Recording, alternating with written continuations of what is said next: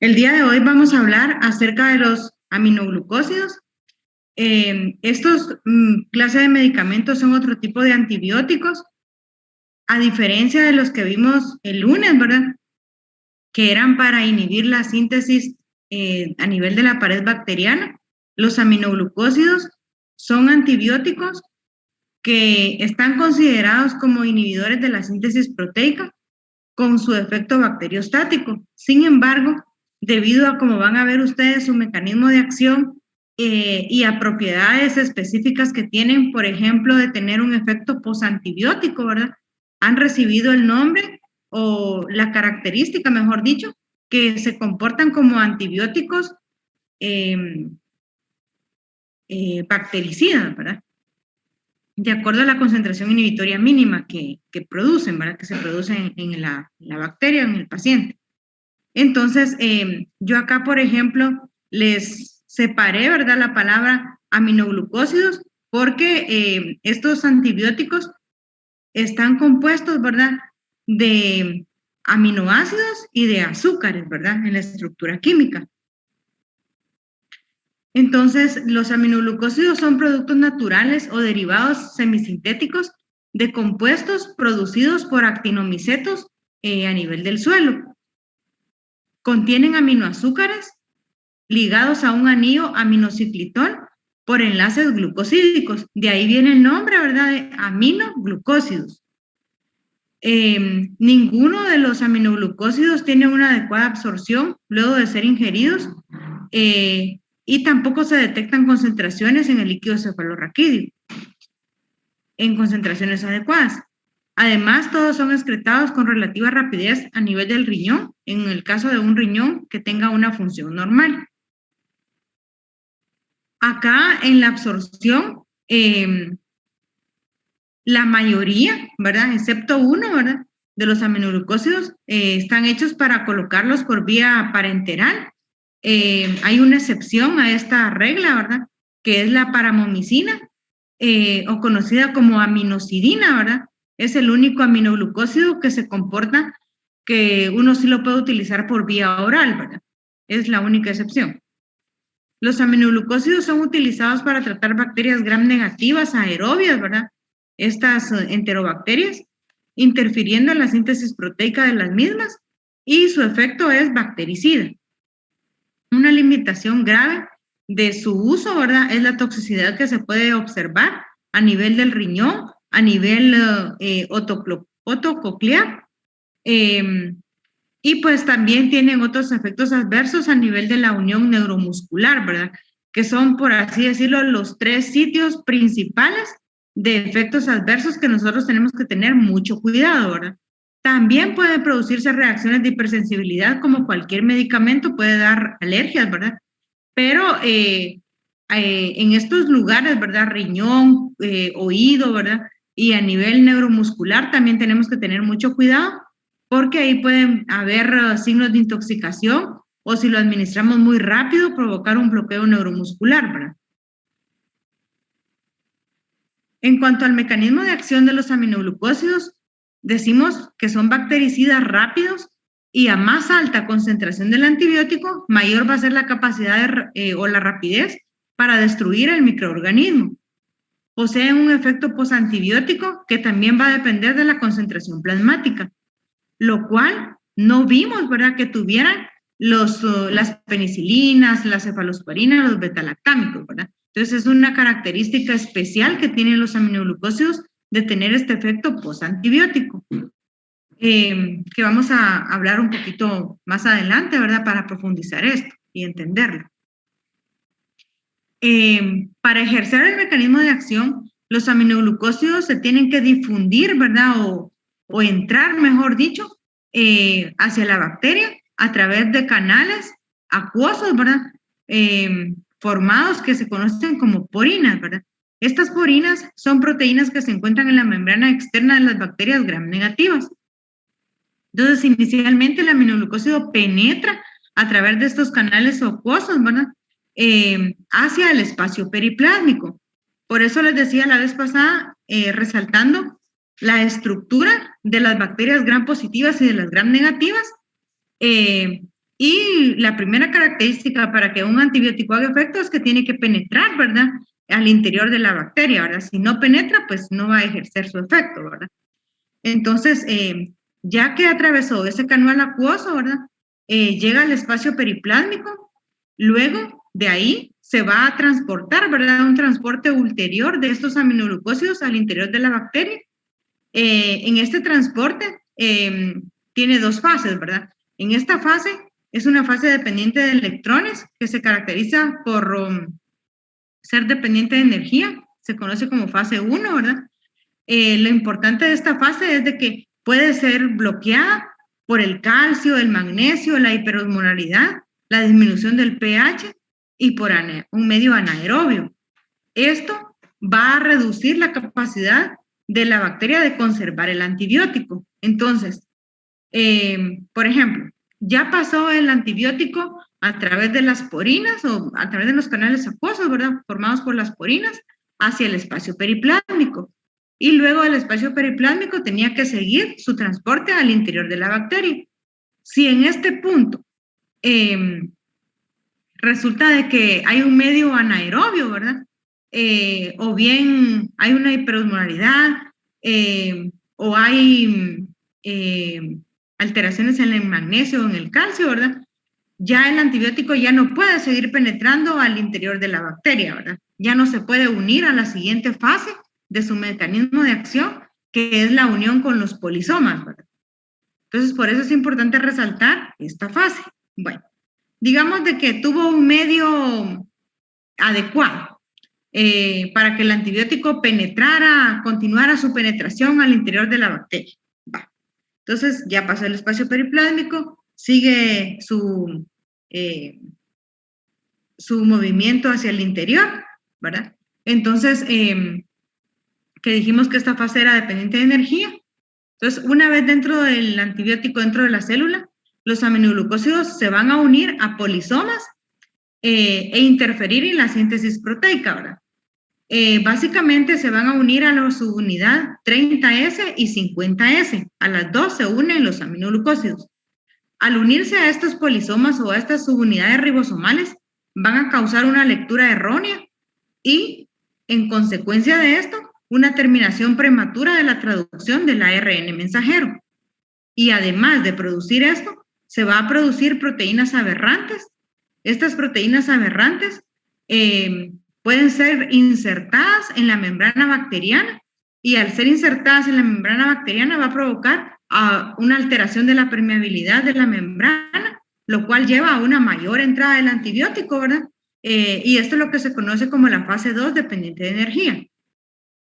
Y conlleva, ¿verdad?, a la destrucción de la bacteria. Entonces, ahora quiero que me digan ustedes qué entendieron de ese mecanismo de acción, ¿sí? Porque lleva varias fases. Entonces, para que alguien me la resuma. A ver, Yulisa. Decime con tus palabras ahí cómo entendiste que hace el aminoglucósido para ir a matar a una Escherichia coli, por ejemplo, que es una gram negativa. Que penetra en la membrana. No, la verdad no sé, doctora. Disculpa. Doctora, tengo una pregunta. Es que el libro solo menciona la subunidad 30S y usted mencionó que se unía a las dos. Sí. En ediciones anteriores, ¿verdad? Van a encontrar igual en Catsun, ¿verdad?, que se une a las dos subunidades ribosomales, 30 y 50S. Doctora, también habla de la subunidad 16S en el libro.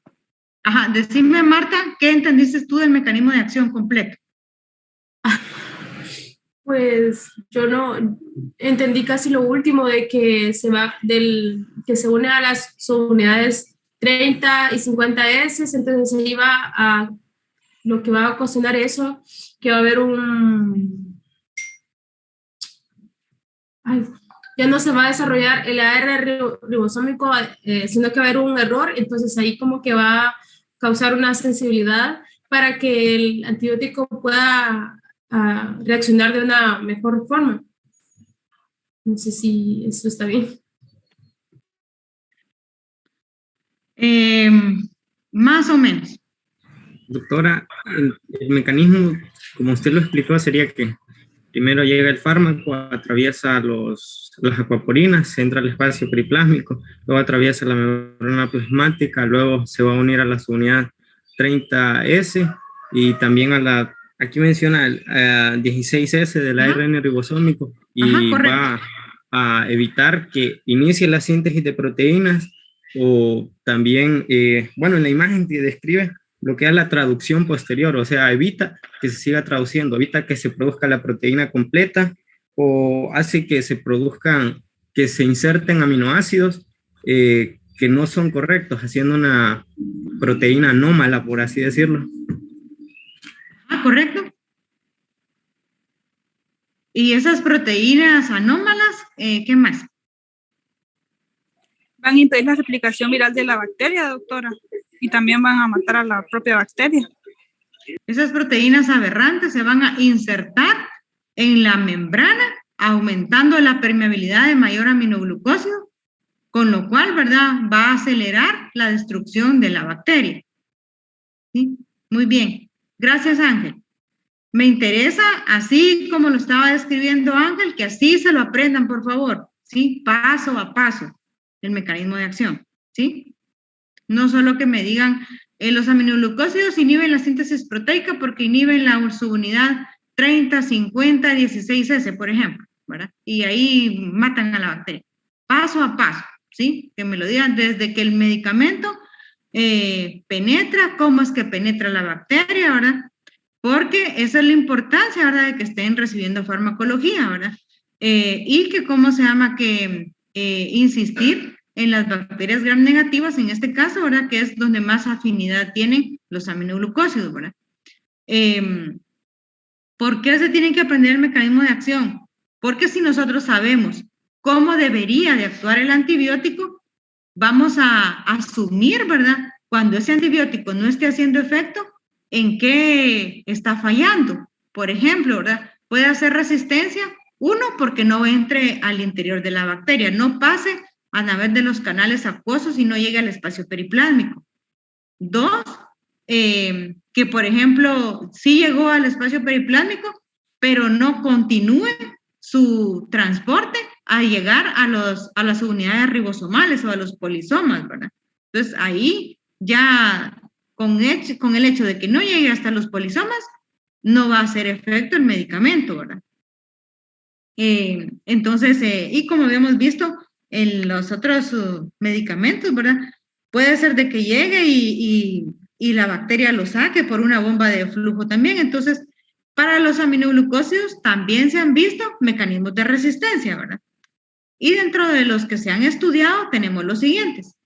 Uno es la falta de penetración del antibiótico a nivel de los poros de la membrana externa y luego al espacio periplásmico puede estar retardada. O que ya llegó al espacio periplásmico, pero tiene una baja afinidad del fármaco por el ribosoma bacteriano, ¿verdad? Que llegó, pero no reconoció, por ejemplo, a esas subunidades ribosomales. Entonces, como no la reconoce, no se une, ¿verdad? Aunque esté ahí. Va. Ahí van dos. El otro mecanismo que se ha estudiado es la inactivación del fármaco por enzimas que producen las bacterias, ¿verdad? Que pueden fosforilar o acetilar o adenilar el grupo hidroxilo o el grupo amino del aminoglucósido. Entonces, al hacer esta reacción, hacen que el aminoglucósido se destruya y ya no actúe, ¿verdad?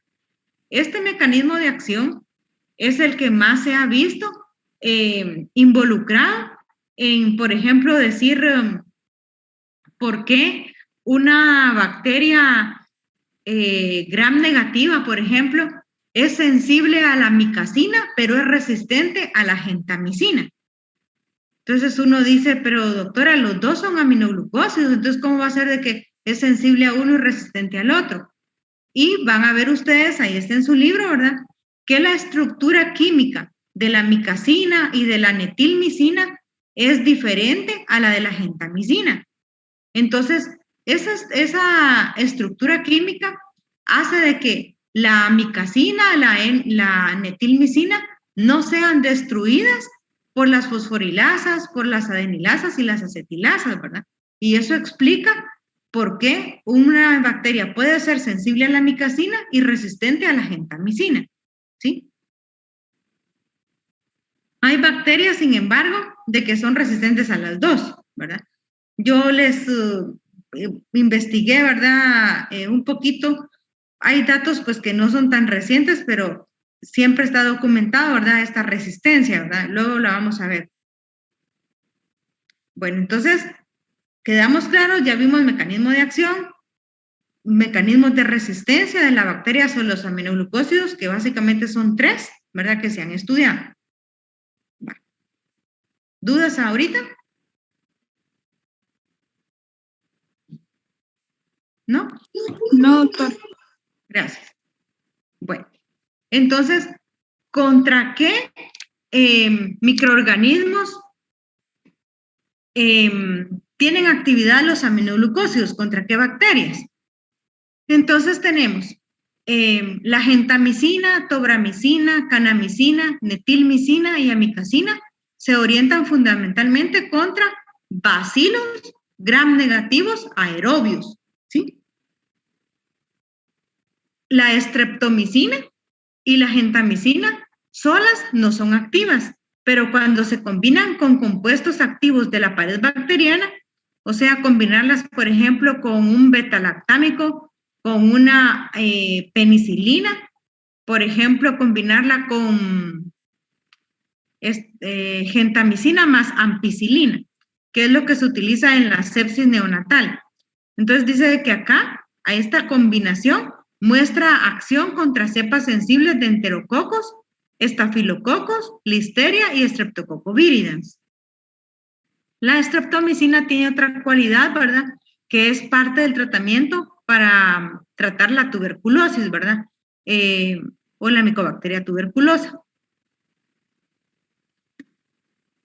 La gentamicina y la tobramicina son activas contra más del 90% de las cepas de Staphylococcus aureus y el 75% de las cepas de Staphylococcus epidermidis.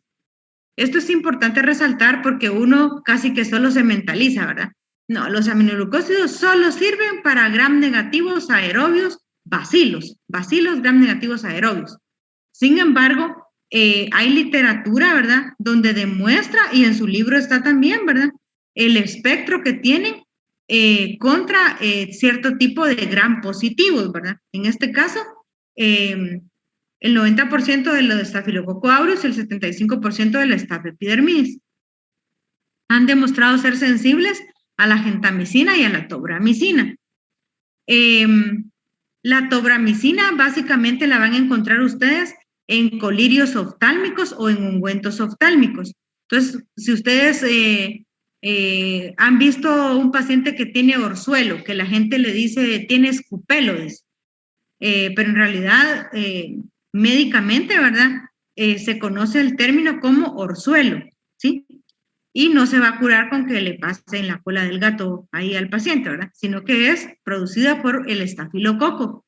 Entonces, ahí ustedes pueden prescribir, ¿verdad? Un ungüento o un colirio que contenga tobramicina, porque el agente causal es el estafilococo y contra este germen actúa la tobramicina, ¿verdad? Si ustedes inclusive empiezan el tratamiento en las primeras 24 o 48 horas de que el paciente inició con los síntomas, ¿verdad? Solo con tratamiento tópico va a tener sin necesidad de drenaje o de utilizar tratamiento sistémico, ¿verdad? Bueno, la amicacina y la netilmicina retienen su actividad contra cepas resistentes a la gentamicina debido a que no son sustrato o son sustrato deficiente de muchas enzimas inactivadoras de los aminoglucósidos. Entonces yo acá les compartí o les estoy compartiendo la estructura química de la amicacina, ¿sí? Y acá podemos observar, ¿verdad?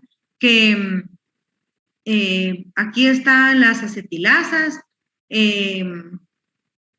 las fosforilasas, ahora las acetilasa, las adenilasas, no la puedo observar bien aquí en la diapositiva. No, solo acetilasas, fosforilasas, acetilasas. Aquí hay una adenilasa. Licenciada, disculpe, estoy dando clases. Le devuelvo la llamada cuando termine. Gracias. Entonces, aquí hay una adenilasa. Miren. Ve. Aquí ve. Esta es una adenilasa. Aquí tienen ustedes las acetilasas y las fosforilasas, ¿verdad? Entonces, la amicacina y la N-etilmicina, ¿verdad? Dice la amicacina son azúcares complejos unidos por enlaces glicosídicos. Los grupos NH y los grupos hidroxilos interactúan con proteínas del ribosoma y, ¿cómo se llama? No son sustrato deficiente o resistentes, ¿verdad?, a la degradación por estas enzimas. Y por eso es de que explica la razón, ¿verdad? Y miren, esto es bien viejito, ¿verdad? Dice, aquí está modificado con autorización desde 1917, ¿verdad? Que estudiaron los aminoglucósidos y persiste esto, ¿verdad? Pues cuando ustedes miren un urocultivo, un coprocultivo, ¿verdad? Que, ay, ¿por qué si es sensible a la gentamicina? Y explícame, ¿y por qué es sensible a la amicacina y resistente a la gentamicina? Bueno, ahora ya saben por qué, ¿verdad? Porque son sustrato deficiente o resistentes a la degradación de la acetilasa, fosforilasa y la adenilasa, ¿verdad? En comparación con la gentamicina. Este es el cuadro que les estaba investigando. Disculpen si se mira un poco borroso, pero como les digo, en estos años de la pandemia se ha retrasado bastante la investigación en algunos campos, ¿verdad? Pero podemos demostrar, ¿verdad? A pesar que estas diapositivas son viejitas, que desde antes ya había resistencia, ¿verdad?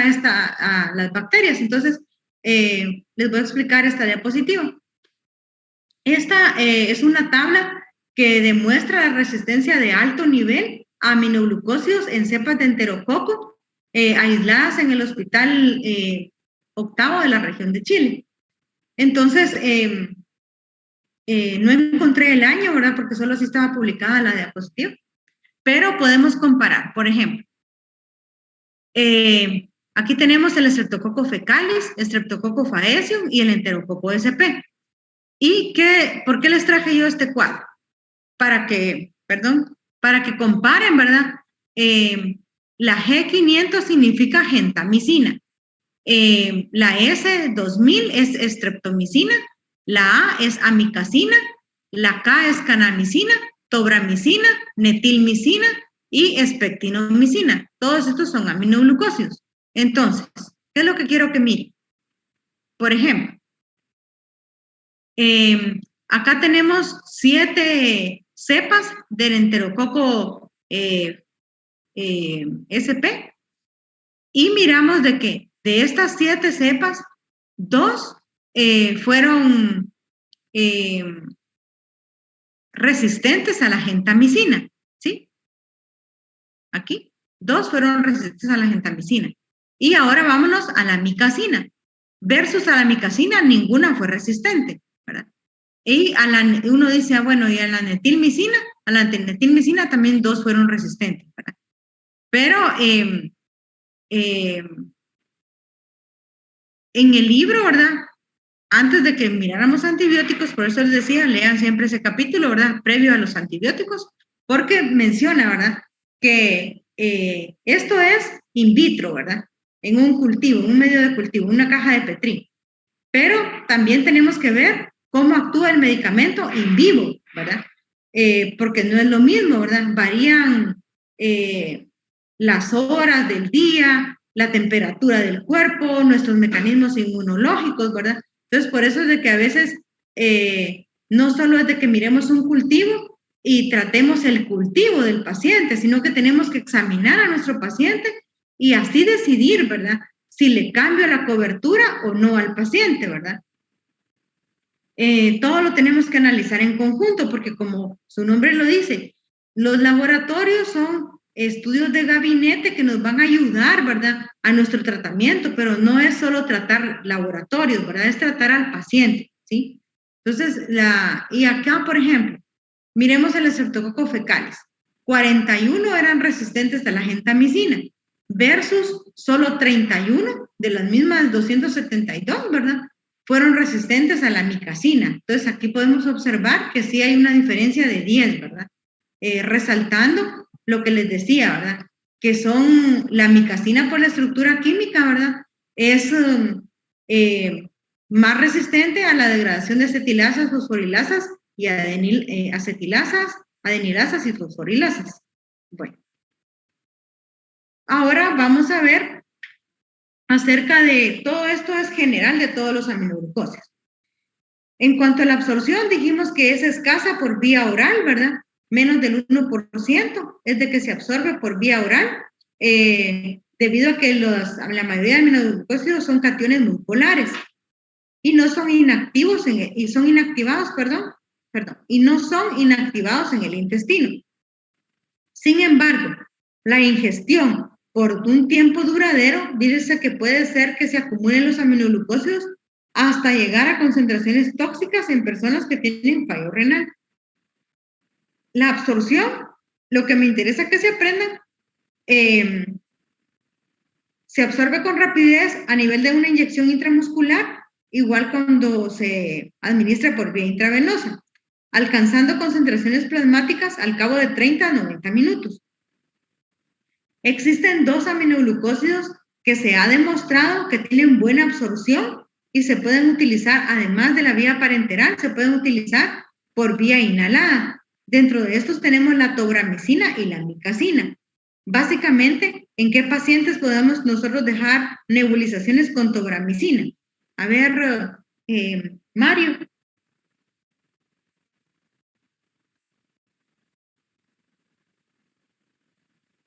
¿En qué casos dice el libro de que nosotros podemos dar nebulizaciones con tobramicina? En fibrosis quística, doctor. Muy bien, en fibrosis quística, ¿para tratar qué bacteria en el paciente? Sería pseudomonas, doctora. Pseudomonas aeruginosa, muy bien. Entonces, inicialmente los estudios son con tobramicina, ¿verdad? Pero luego ya se ha visto, porque a veces no tenemos tan accesible la tobramicina inhalada, entonces hicieron estudios con la amicacina y hoy en día las dos se pueden utilizar, ¿verdad? Si no hay de una, de la otra, por vía inhalada en un paciente que tenga fibrosis quística y que tenga neumonía por pseudomonas aeruginosa. Entonces le colocamos nebulizaciones ya sea con amicacina o con tobramicina.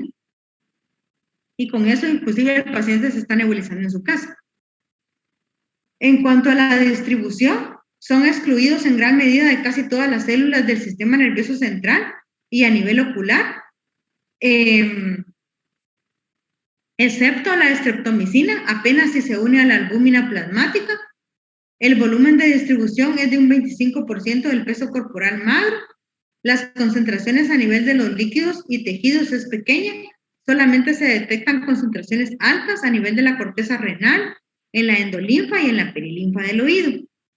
La inflamación incrementa la penetración de los aminoglucósidos a cavidades peritoneales y pericárdicas, no así al sistema nervioso central. O sea, si tienen ustedes un paciente con meningitis, es imperdonable que me digan, mira, ¿y qué le voy a colocar para la meningitis? Le voy a poner amicacina o le voy a poner un aminoglucósido. Nunca, ¿verdad? Porque el aminoglucósido no penetra el sistema nervioso central, ni aunque esté inflamado.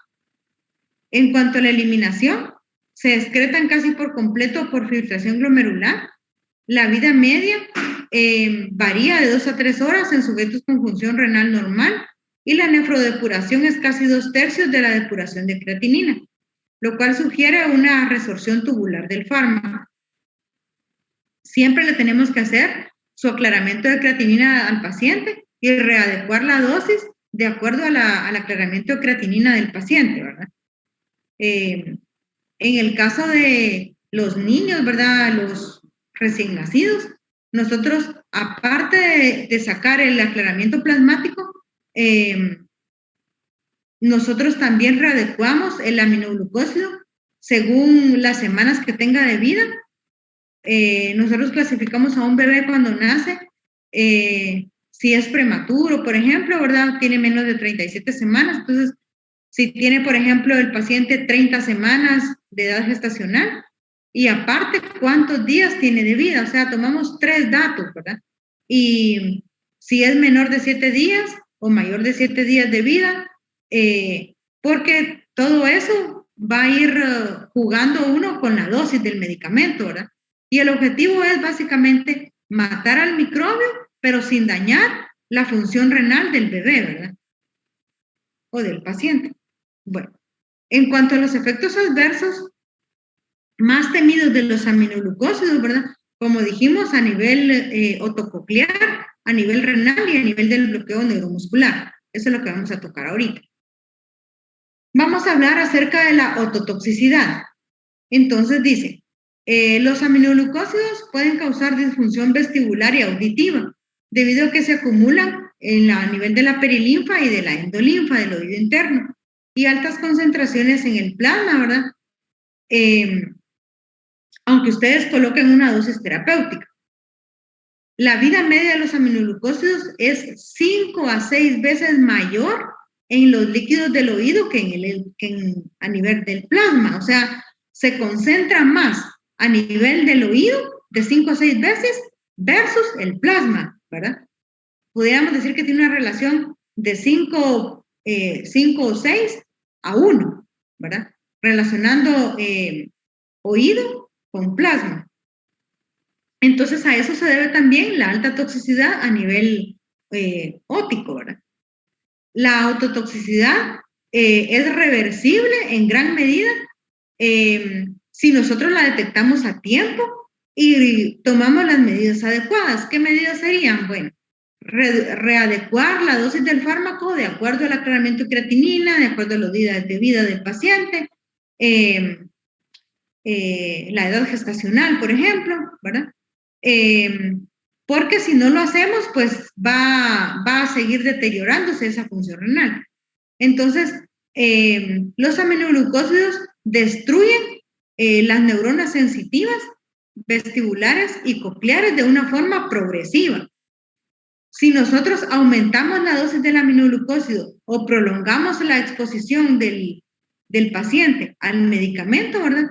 Entonces, esta ototoxicidad va a ir progresando hasta llegar a la punta del caracol. O sea, esta destrucción de las neuronas va a ir progresando hasta la punta del caracol. Y ahí, pues, ya se va a perder totalmente las neuronas auditivas y puede causar una degeneración retrógrada del nervio auditivo, pérdida de las células ciliadas, pérdida bilateral de alta frecuencia e hipofunción vestibular temporal que ya va a ser irreversible. ¿Qué fármacos se ha visto de que causan más ototoxicidad? Aparte de los aminoglucósidos, está el ácido etacrínico y la furosemida. Se dice que potencializa la ototoxicidad de los aminoglucósidos. Entonces, mucho ojo, ¿verdad? El paciente tiene amicacina y le voy a dejar furosemida, ¿verdad? Siempre háganle su aclaramiento de creatinina, ¿verdad?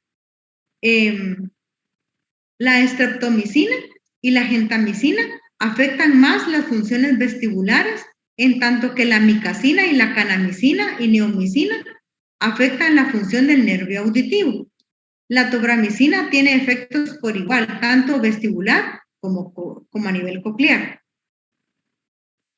Los síntomas clínicos de una toxicidad coclear que vamos a tener en el paciente va a ser tinnitus de tono agudo, pérdida de la percepción del sonido en el espectro de alta frecuencia y luego una deficiencia de la audición. Los síntomas clínicos de toxicidad vestibular van a incluir cefalea moderadamente intensa que dura de 1 a 2 días. Luego el paciente va a tener náuseas, vómitos, dificultad para conservar el equilibrio. Este dura de 1 a 2 semanas. Luego va a tener vértigo en la posición erecta, imposibilidad de percibir cuando termina un movimiento, dificultad para sentarse o estar de pie sin ayudas visuales, sin anteojos, ¿verdad? Dificultad para enfocar la vista y poder leer, nistagmos espontáneos y la prueba de Romberg, ¿verdad?, va a estar positiva, ¿verdad? El paciente va a cursar con ataxia.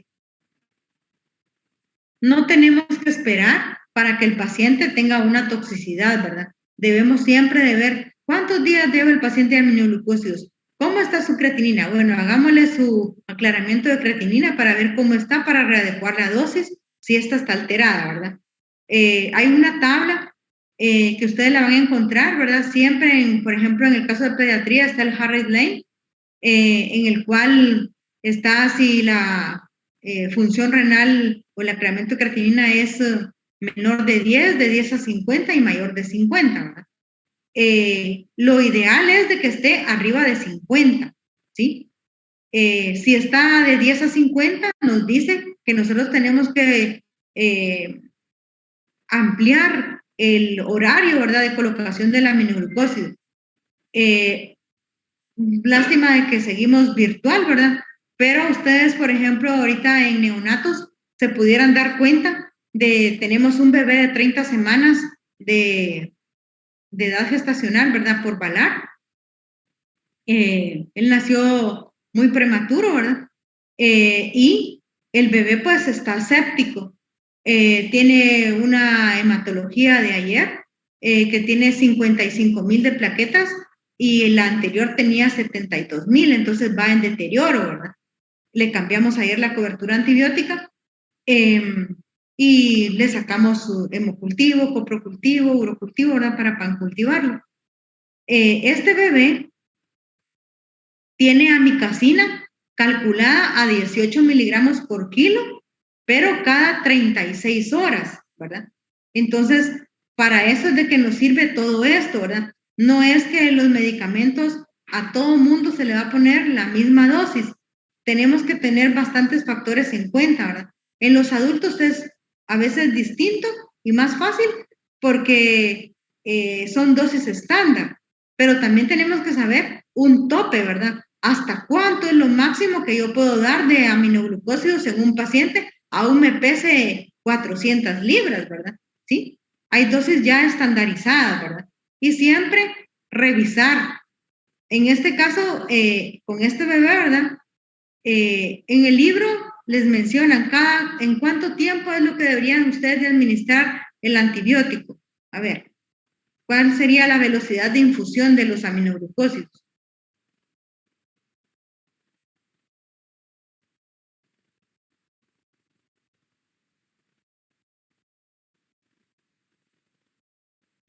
Creo que era como de 30 minutos para evitar el bloqueo muscular o un posible paro cardíaco, o paro respiratorio, ¿no?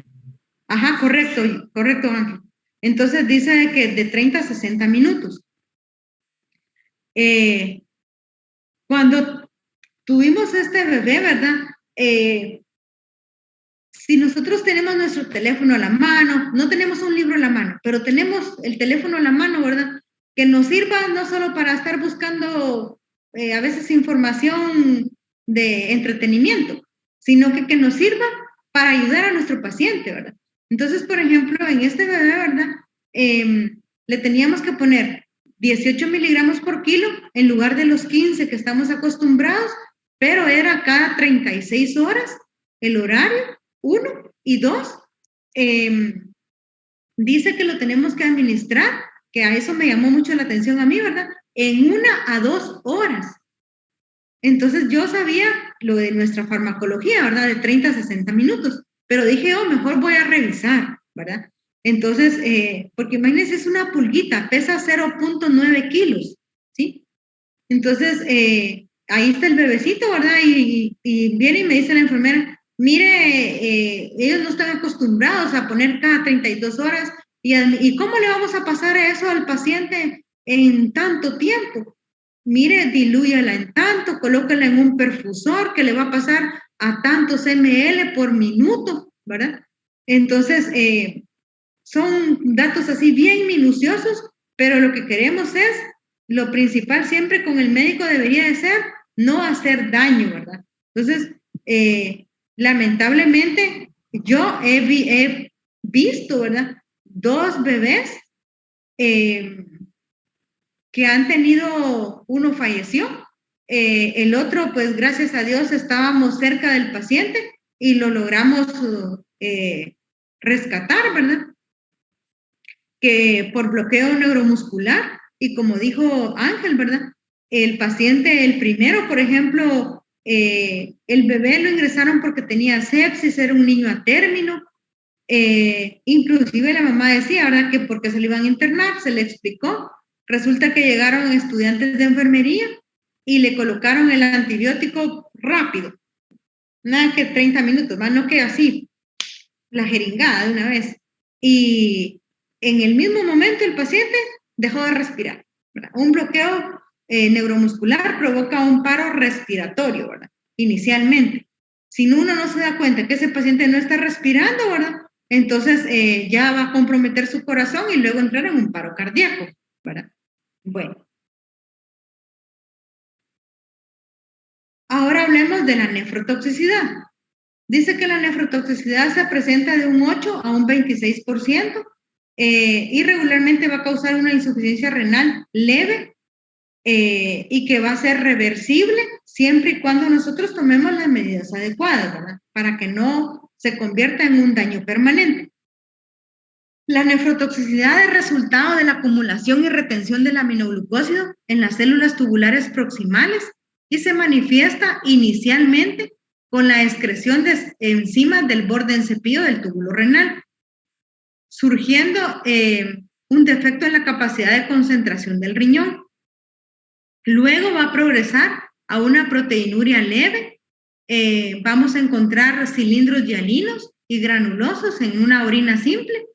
Luego la filtración glomerular va a ir disminuyendo, aumentando en forma leve la creatinina plasmática.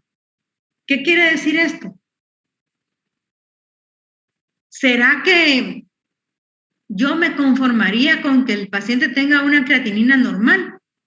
Y digo yo, no le está causando toxicidad del aminoglucósido a mi paciente.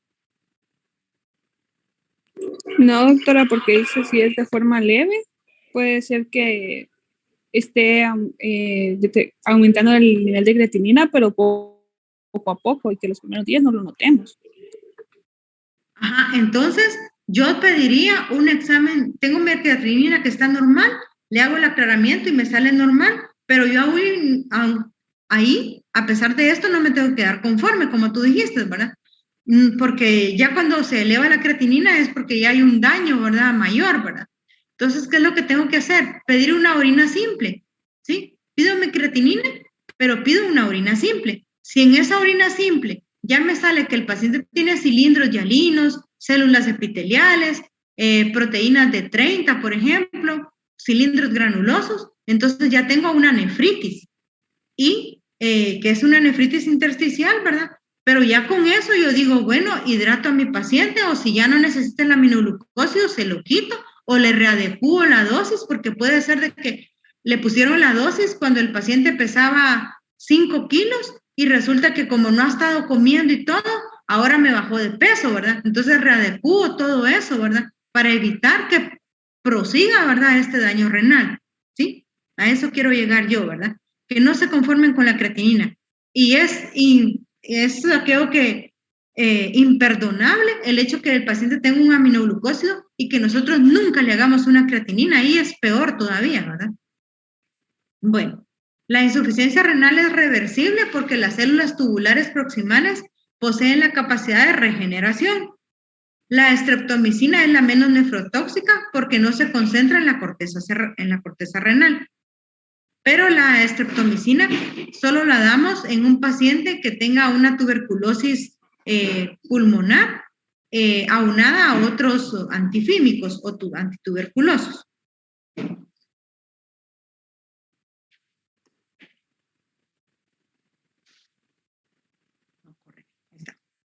Ahora vamos a hablar del bloqueo neuromuscular.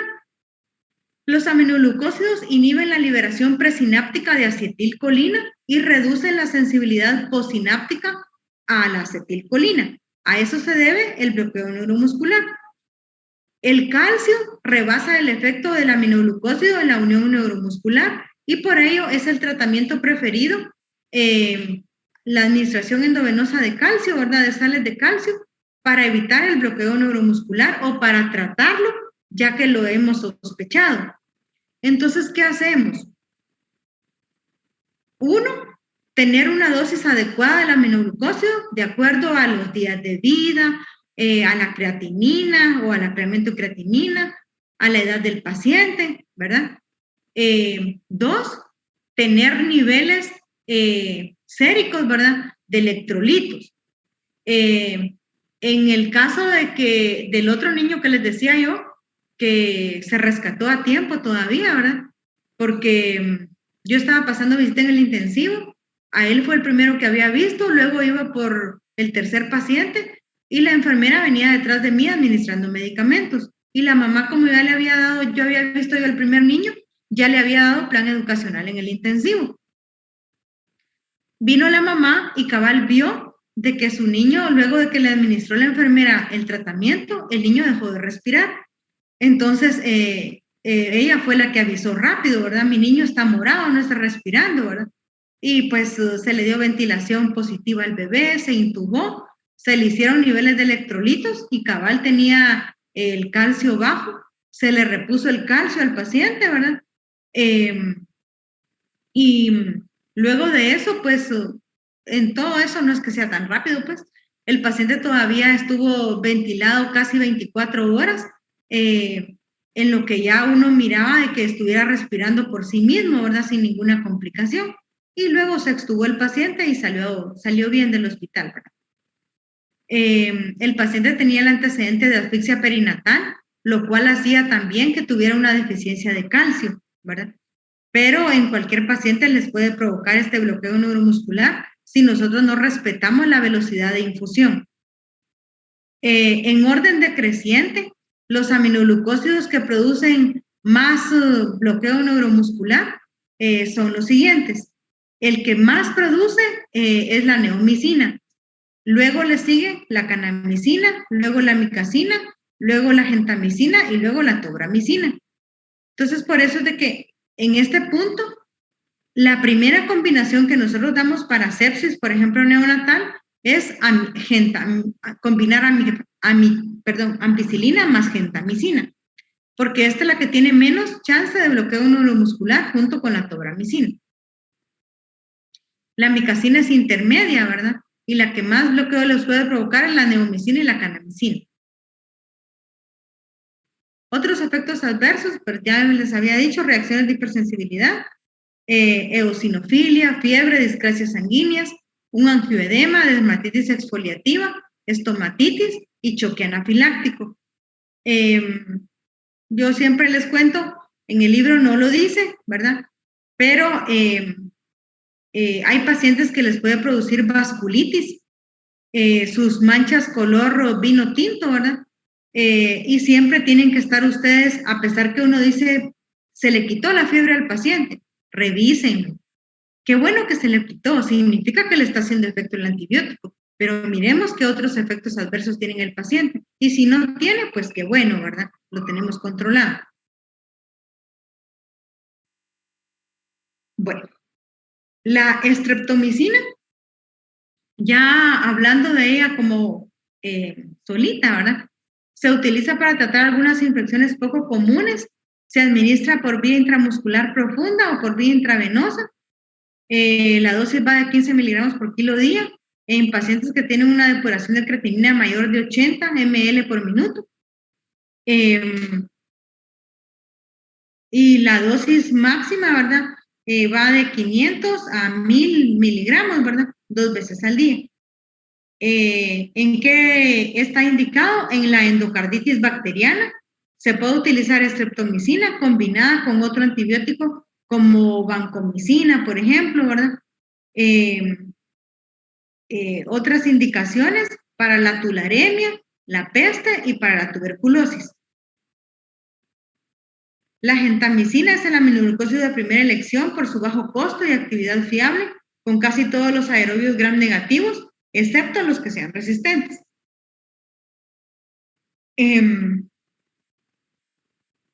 Ustedes van a ver cuando los que van a rotar en Chiquimula que en Chiquimula desde hace ya 5 años, el Hospital Nacional, ¿verdad? No utiliza gentamicina, no compra gentamicina. Y ustedes dirán, ¿por qué, doctora?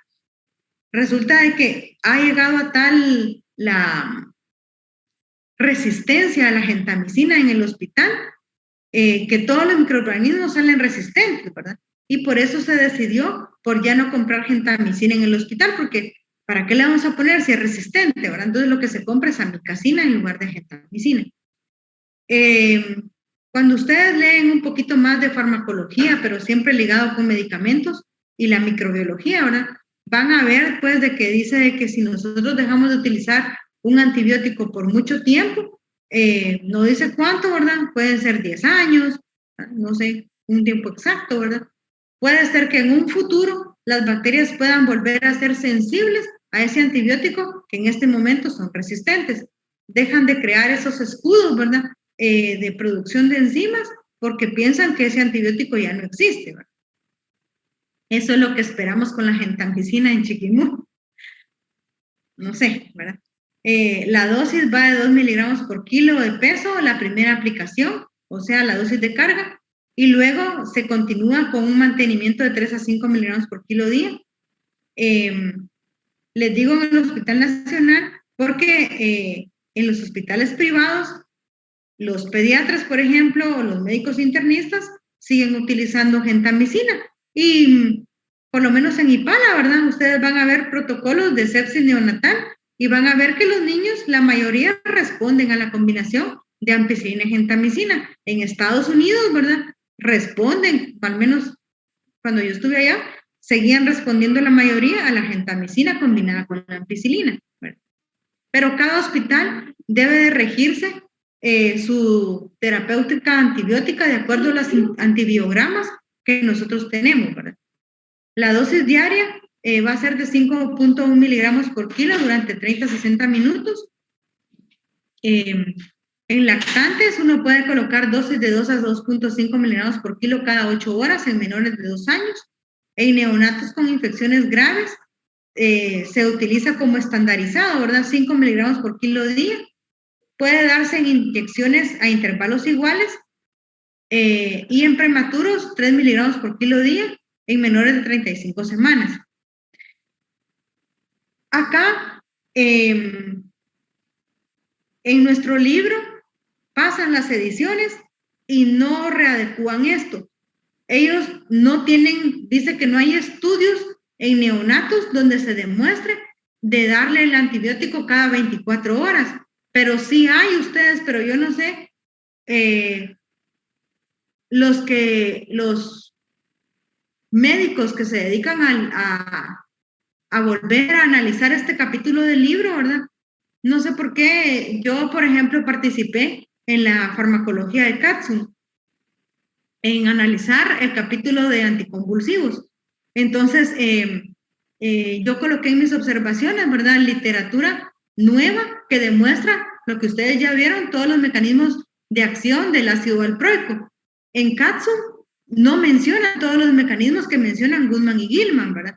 Entonces, en la edición anterior de Katzun, ¿verdad? Yo hice esa revisión para que se supone que vinieran en esta nueva edición de Katzun.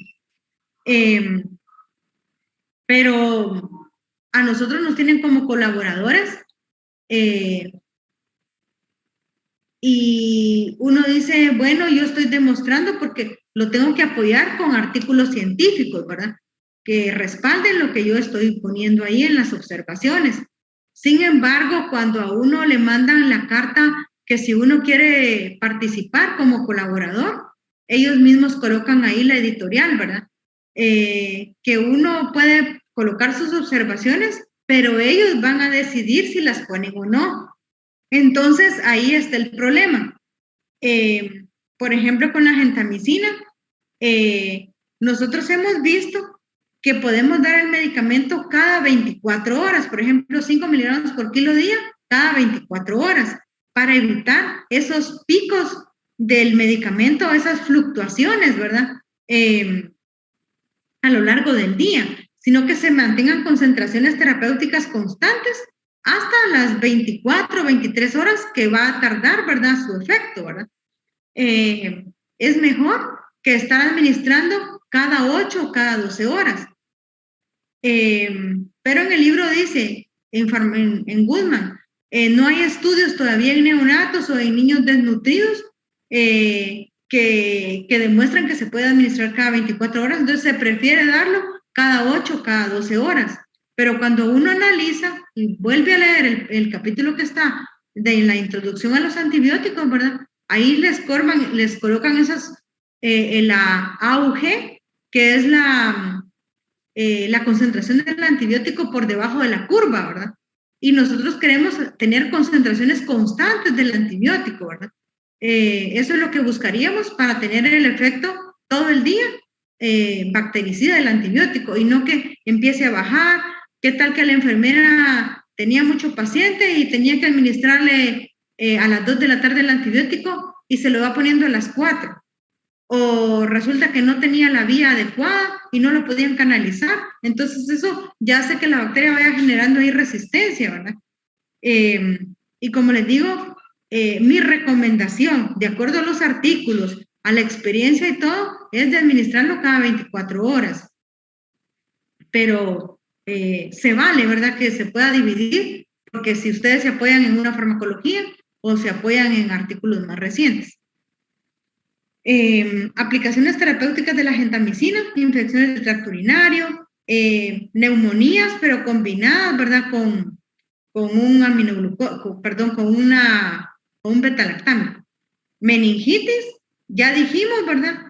Que no penetra el sistema nervioso central, solo va a servir como una sinergia nada más si es un gram negativo.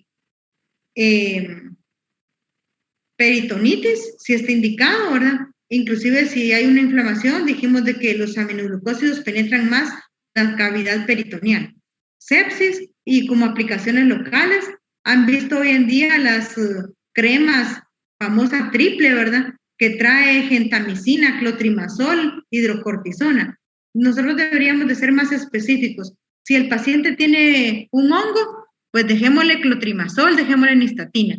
Si tiene consideran ustedes que es una infección de la piel y quieren utilizar aminoglucósido tópico, pues que solo tenga gentamicina, no teniendo esteroide antimicótico como que fuera una bomba, ¿verdad? Y bueno, le voy a tirar con todo esto y a ver a qué le pego, ¿verdad? Bueno. La tobramicina puede aplicarse por vía intramuscular o por vía intravenosa o por vía inhalada. Se distribuye en forma de pomadas o solución oftálmica. Aparte de por vía intravenosa. Aplicaciones terapéuticas, bacteremia, osteomielitis, neumonía causada por Pseudomonas aeruginosa. Tiene escasa actividad en combinación con penicilinas contra cepas de enterococos y es ineficaz contra las micobacterias. La micacina es un derivado de la canamicina, tiene un amplio espectro de actividad antimicrobiana, posee resistencia particular a las enzimas que inactivan los aminoglucósidos y que son de utilidad intrahospitalaria, ¿verdad? La dosis de la micacina regularmente va de 15 miligramos por kilo día en una sola dosis, o como les decía, ¿verdad? También se puede fraccionar en 2 a 3 veces al día. Y en el caso de pacientes menores de 30 semanas y menores de 7 días de vida, la dosis de micacina recomendada es de 18 miligramos por kilo día cada 36 horas. Esto no está en el libro, pero lo pueden buscar, ¿verdad? Si no me creen, en un Harry Lane o en la Asociación Española de Pediatría, ¿verdad? O en una neonatología. Aplicaciones terapéuticas, infecciones nosocomiales graves por bacilos gram negativos aerobios, tales como Serratia, Proteus, Pseudomonas aeruginosa, Klebsiella, Enterobacter, Escherichia coli. También se puede utilizar para la micobacteria tuberculosis, pero en combinación con otros antifímicos, ¿verdad? Y algunas micobacterias atípicas. La netilmicina es un derivado de la cisomicina. No se metaboliza por la mayor parte de enzimas inactivadoras de aminoglucósidos, igual que la micacina. La dosis va de 1.5 a 2 miligramos por kilo día de peso. Debido a la toxicidad que tiene la netilmicina, rara vez la van a encontrar ustedes disponible aquí en Guatemala. Y su utilidad, pues igual, ¿verdad? Que la micacina, infecciones graves por enterobacterias y otros bacilos gram negativos sensibles, y es ineficaz contra los enterococos. La kanamicina figura entre los más tóxicos de los aminoglucósidos, por lo cual su empleo ha disminuido y ya está en desuso, ¿verdad? La dosis para el adulto era de 15 miligramos por kilo día, igual en niños, fraccionada en 2 a 4 veces al día, pero ya quedó en desuso. Aplicaciones terapéuticas ya casi es obsoleta, ¿verdad? Y se utiliza para tratar tuberculosis en combinación con otros fármacos eficaces y como tratamiento coadyuvante en el coma hepático. No sé si allá en el Hospital de Infectología, en el San Vicente, ¿verdad? Todavía utilizan kanamicina, ¿verdad?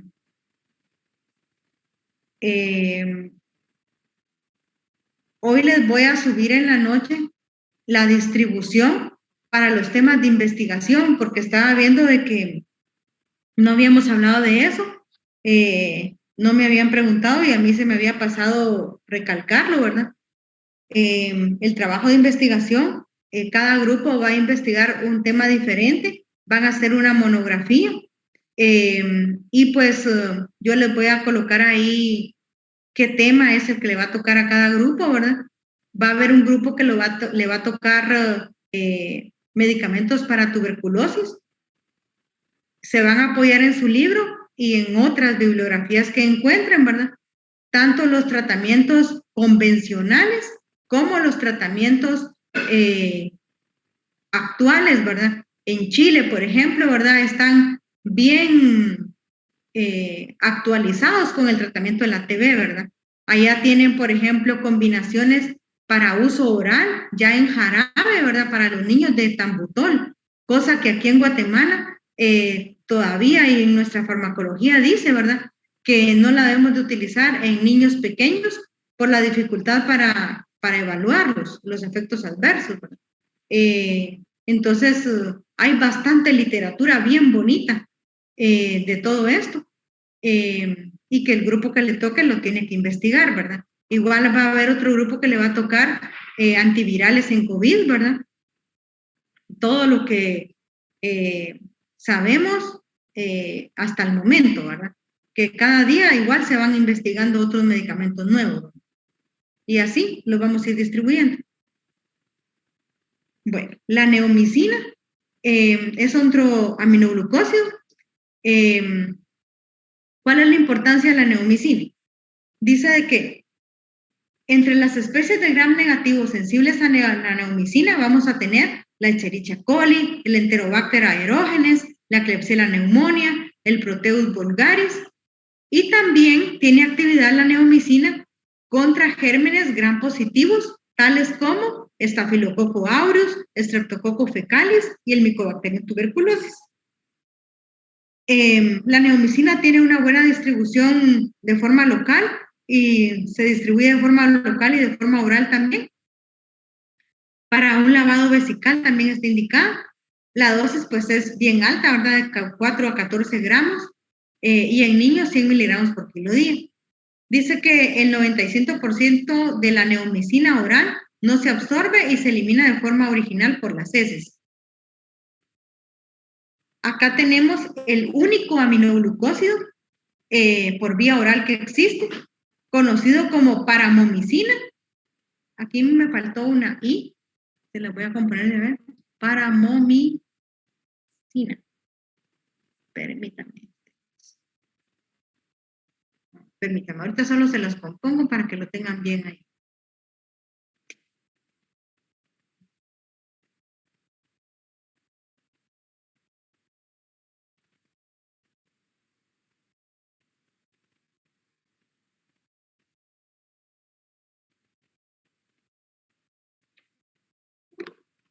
No.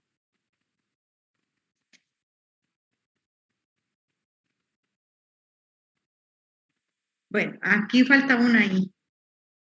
Que no. Me tengo que salir para volvérselas a poner.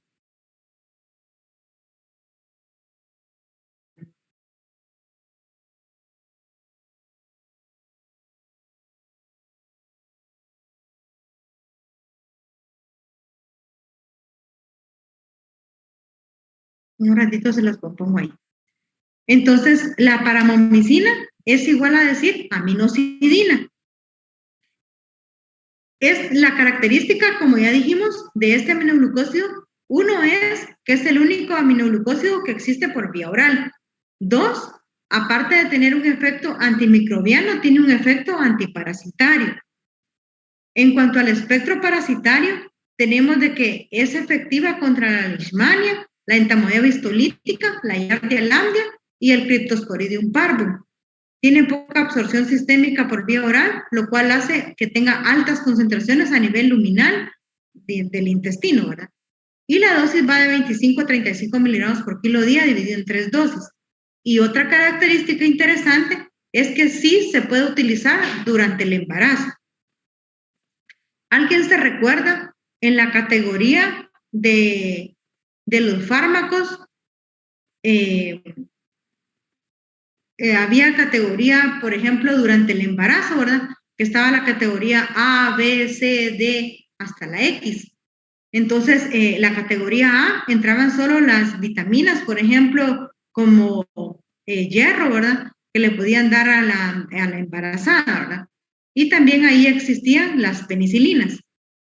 Los aminoglucósidos, ¿en qué categoría los colocan durante el embarazo? ¿Alguien se recuerda?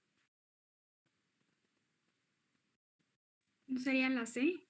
Muy bien, excelente, gracias. En la categoría C.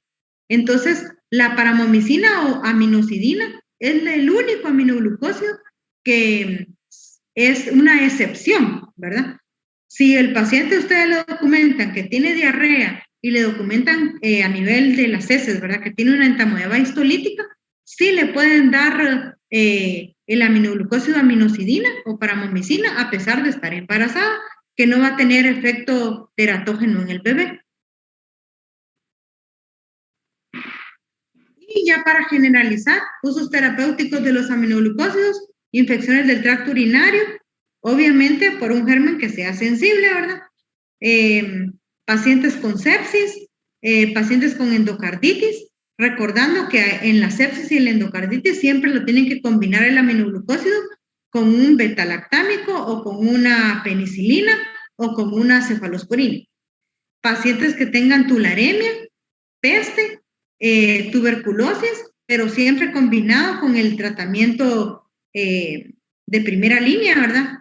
Que es isoniazida, etambutol, rifampicina, aunado a la streptomicina. Pacientes con fibrosis quística que tengan pseudomonas aeruginosa y como tratamiento tópico, ya sea en piel o en una conjuntivitis o en un orzuelo. Bueno, entonces, hasta aquí llegamos con la clase de hoy. ¿Dudas? Doctora, Solo disculpe, voy a dijo tomar que la foto, no se vayan a salir. Ajá. Perdón, dijo que la dosis de gentamicina era 5 miligramos por kilo día cuando se querían administrar cada 24 horas, ¿verdad? Gentamicina. Ajá, de la gentamicina, perdón. Sí. 5 miligramos por kilo día. Ajá, cada 24 horas. Gracias, doctora. Bueno, todavía no se van a salir, les voy a tomar la foto.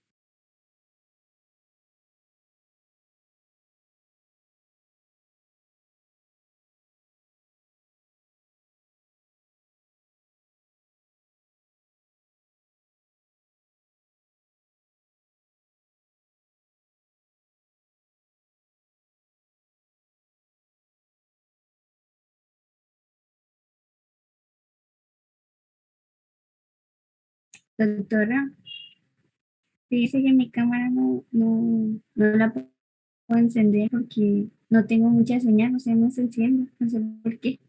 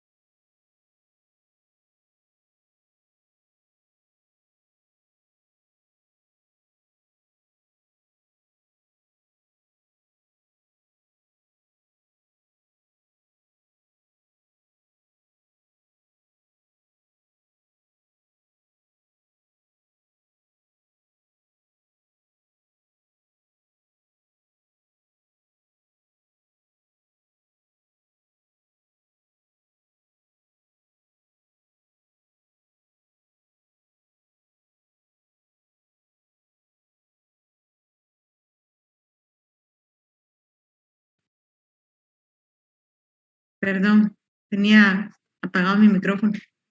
Ya tomé las fotos, chicos, entonces solo los del grupo 5 que faltan del caso clínico, que se queden, por favor, y ya todos los demás se pueden salir.